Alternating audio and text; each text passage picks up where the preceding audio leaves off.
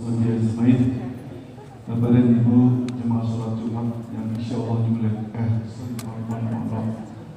Bapak dan Ibu jemaah sholat subuh yang insya Allah dimuliakan Allah Subhanahu Wa Taala. Mohon maaf tadi nggak ada Raja Rodi sih masalahnya nih. Jadi Bapak dan Ibu sekalian, insya Allah pada pagi ini kita akan mengkaji dengan topik energi haji. Seperti kita ketahui nih, alhamdulillah nih guru kita ini kemarin baru bawa jemaah juga dari haji, jadi kita dapatkan roh semangatnya nih. Kita dengarkan nih sama-sama dari beliau, guru kita Dr. Haji Andian Paling Kemah. Sebelum kita mendengarkan kajian beliau, mari kita sama-sama membaca surat Al-Fatihah. Semoga Allah Subhanahu Wa Taala senantiasa menjaga kita, memberikan kita kesehatan, juga memberikan kita solusi apabila kita mendapatkan permasalahan. Ila hadratin Nabi Mustafa Rasulullah sallallahu alaihi wasallam. Al-Fatihah. Bismillahirrahmanirrahim. Alhamdulillahirabbil alamin. Ar-Rahmanir Rahim. Maliki yaumiddin. Iyyaka na'budu wa iyyaka nasta'in. Ihdinas siratal mustaqim. Siratal ladzina an'amta 'alaihim ghairil maghdubi 'alaihim waladdallin. Pada guru kita Ustaz Dr. Haji Andian Paling Kemah, kami persilakan. Fadhil Ustaz.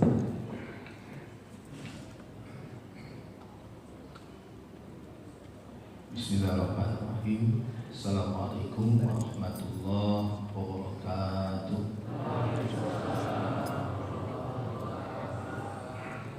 Alhamdulillah, nahmaduhu wa nasta'inuhu wa nastaghfiruh wa na'udzu billahi min syururi anfusina wa min sayyiati a'malina.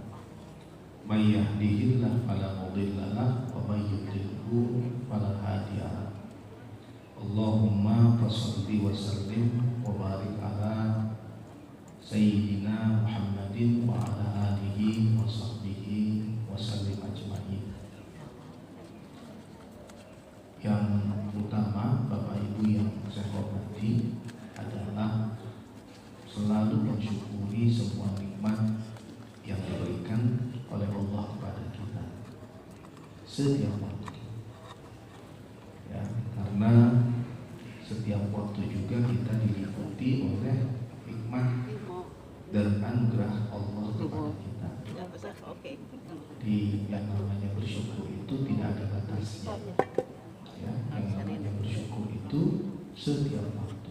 Wa amma bi ni'mati rabbika fahadis. Ya, maka sering-seringlah kita menyebut nikmat Allah. Semoga kita selalu menjadi hamba yang tahu bersyukur kepada Allah Subhanahu wa taala. Salawat beserta salam mudah-mudahan senantiasa kita panjatkan kepada junjungan kita, Nabi kita Muhammad sallallahu alaihi wasallam beserta istri, keluarga dan sahabat beliau.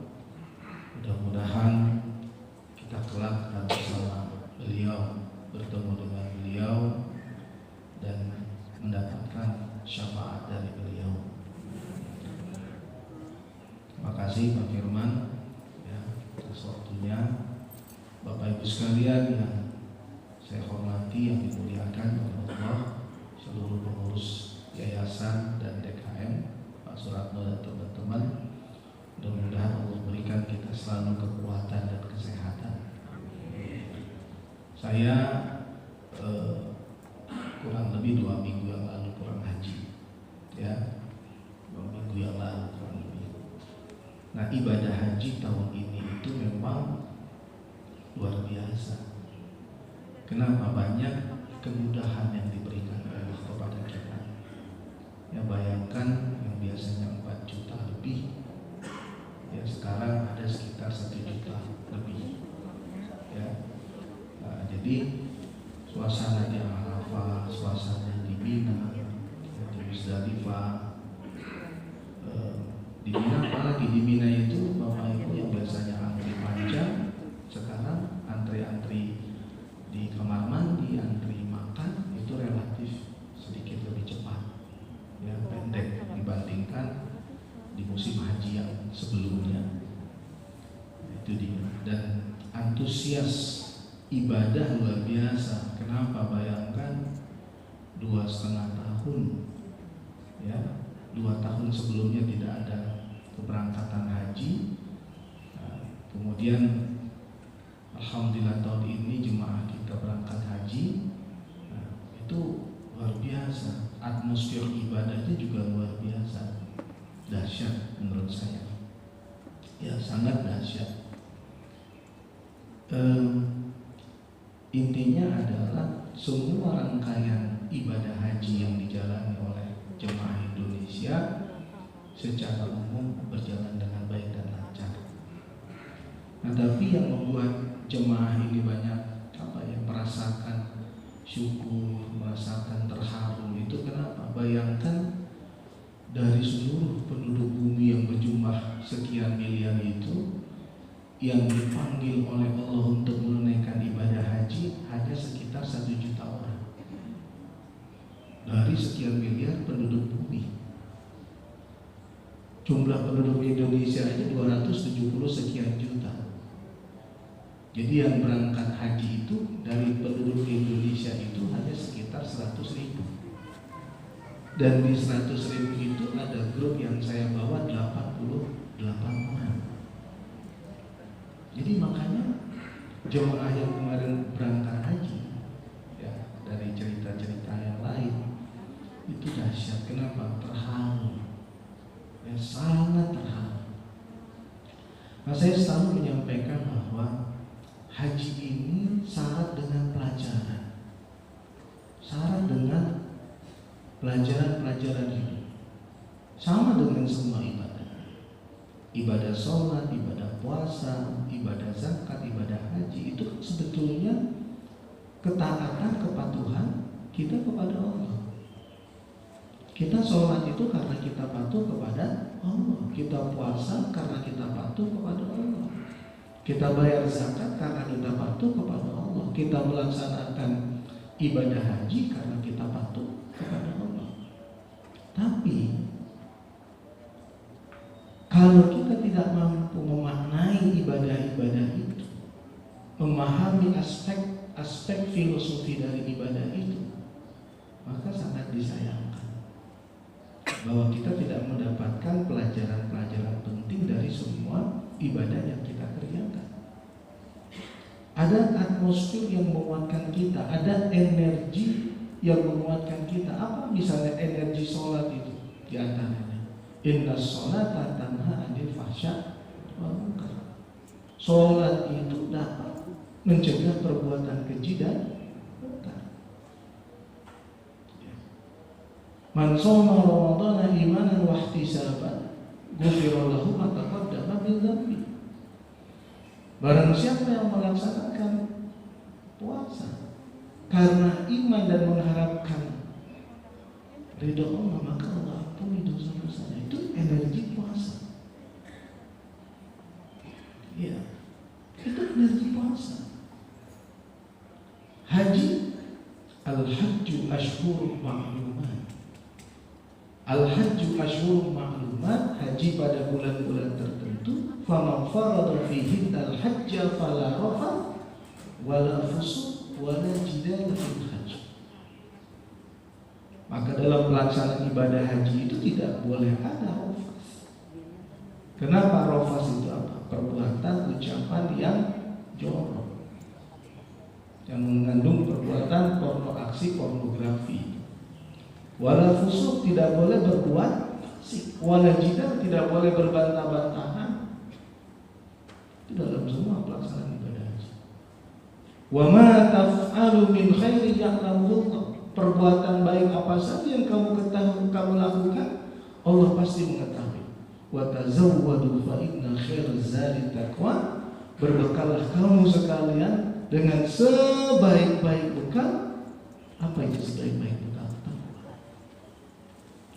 Wattaquni ya ulul albab. Bertakwalah kepadaku wahai ulul albab. Nah, itu energi haji, Bapak.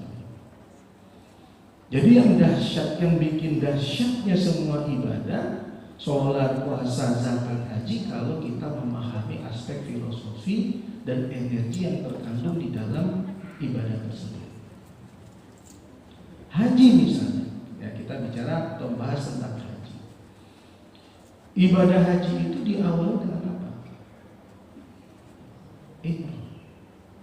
Ya, ibadah umroh, ibadah haji itu diawali dengan ihram. Berniat dari mikot dengan mengenakan pakaian ihram.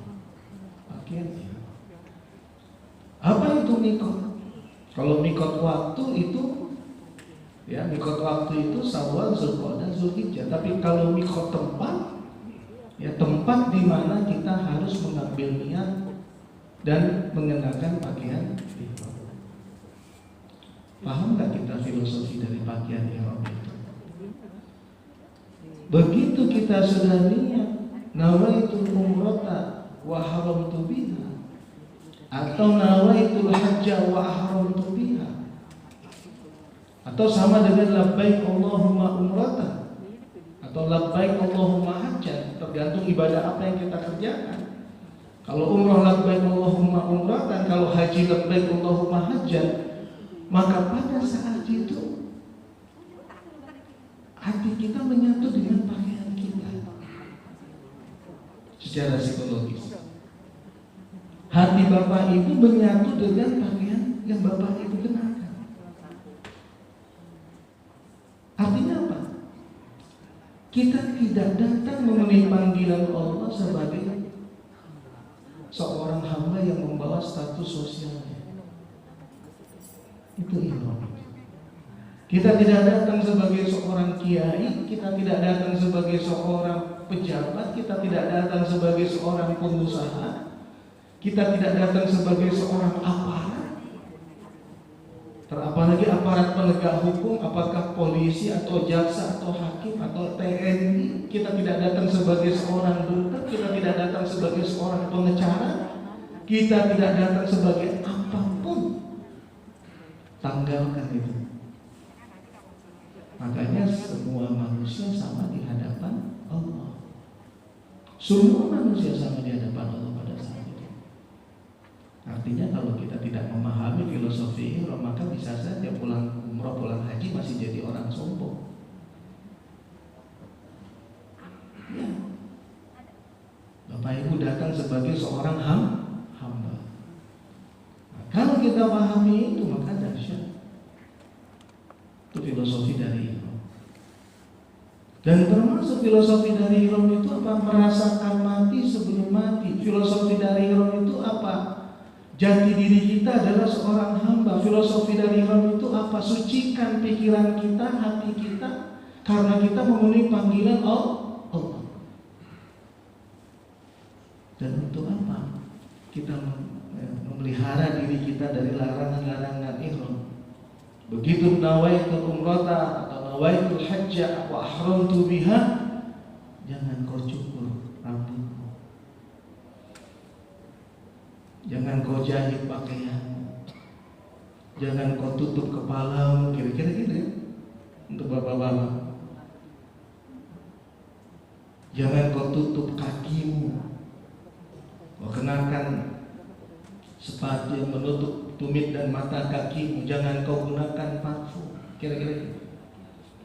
Kenapa? Karena engkau datang sebagai seorang hamba apa adanya, menjadi dirimu. Kau tanggalkan status sosialmu, kau datang labbaik Allahumma labbaik, labbaik la syarika laka labbaik, innal hamda wan ni'mata laka wal mulk la syarika lak. Aku datang ya Allah memenuhi panggilanmu ya Allah. Aku datang memenuhi panggilanmu dengan dosa-dosaku ya Allah, menghadap Engkau ya Allah. Ampuni dosa-dosaku, maafkan semua kesalahanku. Aku datang memenuhi panggilanmu ya Allah. Tidak ada sekutu bagimu ya Allah. Sesungguhnya segala puji, nikmat, kekuasaan adalah milikmu ya Allah. Tidak ada sekutu bagimu ya Allah. Siapa yang datang? Aku ustaz, bukan. Siapa yang datang? Aku ulama, bukan. Siapa yang datang? Aku polisi, bukan. Siapa yang datang? Aku pejabat, bukan. Tapi aku sebagai hamba-Mu ya Allah. Itu baru pelajaran dari Iqra, Bapak Ibu. Bahwa kita semua sama di hadapan Allah. Maka kalau kita dapat itu, bahwa kita memenuhi panggilan Allah, maka saat kita bertalbiyah itu adalah panggilan tauhid. Saat kita bertalbiyah itu adalah memenuhi panggilan tauhid. Bahwa ibadah kita, semua ibadah kita hanya karena Allah. Itu pergerakannya dimulai, startingnya dimulai dari komitmen ketauhidan kita kepada Allah. Begitu. Setelah Bapak Ibu berniat, Bapak Ibu berzikir, bertasbih, bertalbiyah,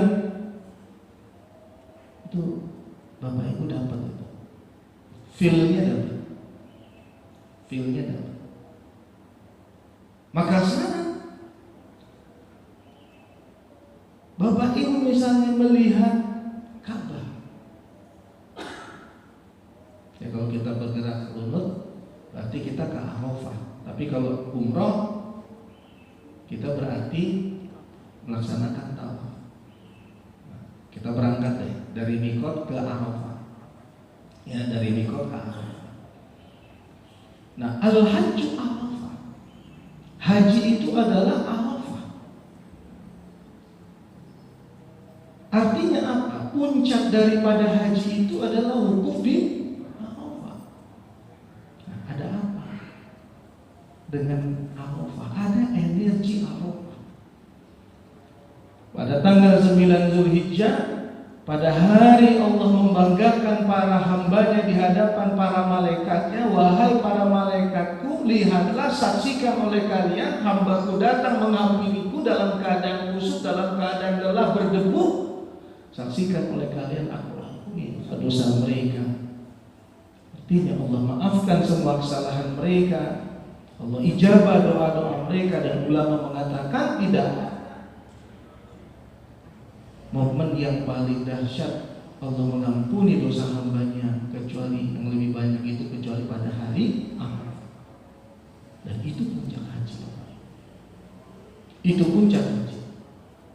Kalau Bapak Ibu rasakan energi itu luar biasa. Bayangkan semua jemaah haji digerakkan oleh Allah menuju satu titik pada tanggal 9 Zulhijjah, yaitu Arafah.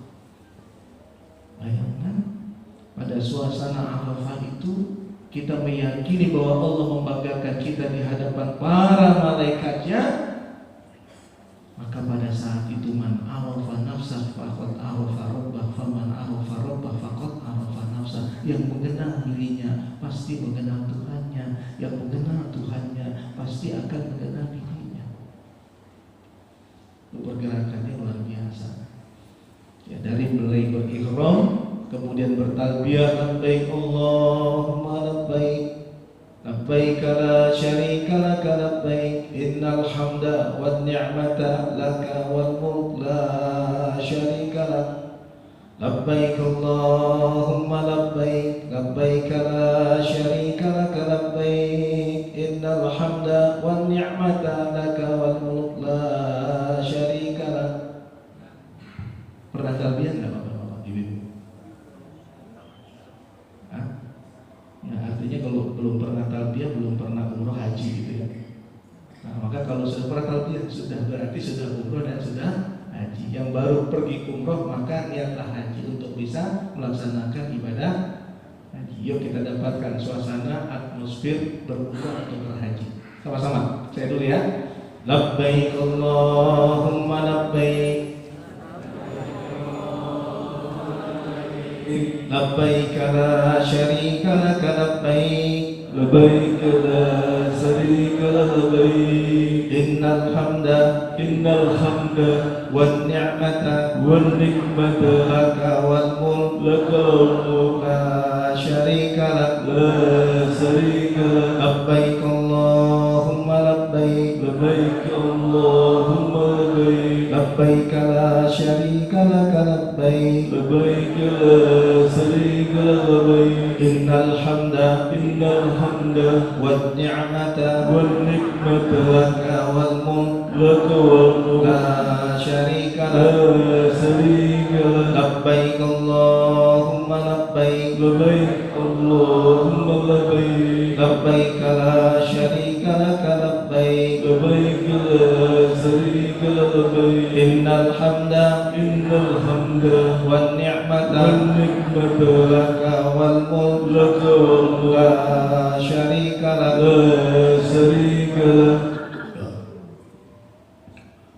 pakai ihram memenuhi panggilan Allah, berkumpul di Arafah. Kalau sunnah singgah di Mina dulu untuk tarwiyah.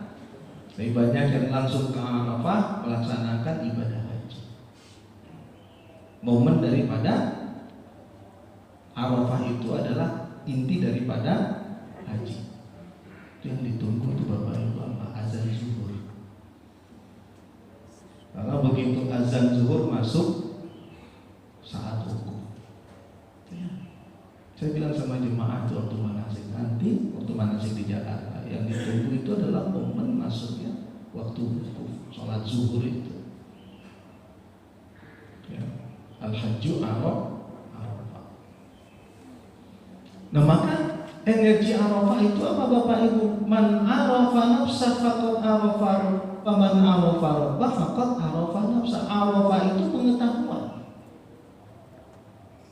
Arafah itu arti araf rafa itu araf, mengetahui. Ya. Ma'rifatullah, mengenal Allah. Maka momen Arafah itu momen apa? Momen mengenal diri kita. Dari mana asal kita? Dari mana asal kita? Dari setetes air mati menjadi manusia yang disempurnakan dengan nikmat-nikmatnya. Kemana kita akan pergi? Apa tujuan perjalanan hidup kita di muka bumi ini? Tidak lain adalah wabtaghi fima ataqallahu darul akhirah wa la tansa nasibaka minad dunya wa ahsin kama ahsanallahu ilaika wa la tabghil fasada fil ardi innallaha la yuhibbul mufsidin. Kejarlah akhiratmu, jangan kau lupa dengan duniamu. Berbuat baiklah engkau dengan nikmat kebaikan yang diberikan Allah kepadamu. Dan jangan kamu melakukan kerusakan di muka bumi, karena Allah tidak suka kepada orang yang melakukan kerusakan di muka bumi. Kita di Arafah itu Bapak Ibu harus kenal siapa diri kita.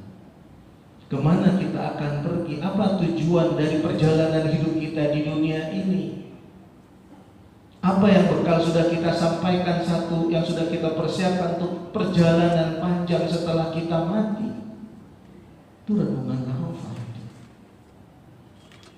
Maka kalau kita kenal diri kita, kita kenal yang menciptakan kita. Nah kalau kita kenal dengan Allah yang menciptakan kita, Allah memperkenalkan dirinya melalui dua ayat. Yang pertama adalah ayat-ayat Al-Quran, yang kedua adalah ayat-ayat alam. Ayat-ayat Al-Quran, ayat-ayat Quraniyah dan ayat-ayat kauniyah. Allah perkenalkan dirinya kepada kita. Maka yang mengenal diri mengenal Tuhannya, yang mengenal Tuhannya mengenal dirinya. Nah itulah momen bertumpahan air mata Bapak Ibu. Itulah momen jamaah bercucuran air mata. Kenapa bercucuran air mata? Mengingat dosa, flashback, mengingat perjalanan hidup, mengevaluasi niat hidup. Selama ini hubud dunia wa karahiyatul maut, cinta dunia dan takut mati. Kembali kepada titik kesadaran di hari Arafah, mengenal dirinya untuk sampai pada Tuhannya. Ilahi anta maksudi wa ridhaka matlubi. Ya Allah, engkau yang aku maksud, keridhaanmu yang aku harapkan ya Allah. Tuh, waktunya hanya 6 jam. Jam 12 sampai ke jam 6, menjelang terbenam matahari 6 jam. Saya bilang sama jemaah, bayangkan di momen Arafah, di saat Allah bangga kepada kita di hadapan para malaikatnya, banyak di antara kita yang dibanggakan tidur. Di hari Arafah tidur. Banyak di antara kita yang sedang dibanggakan oleh Allah di hadapan para yang sekedar duduk nongkrong ngopi di Jakarta. Padahal antri untuk bisa haji itu sekian tahun, ada yang sampai 15 tahun. Hajinya dapat gak? Hajinya dapat. Karena al-hajju Arafah, duduk di Arafah dapat haji, dapat. Ngopi di Arafah dapat haji, dapat. Yang tidur dapat, hajinya dapat. Tapi gak dapat apa?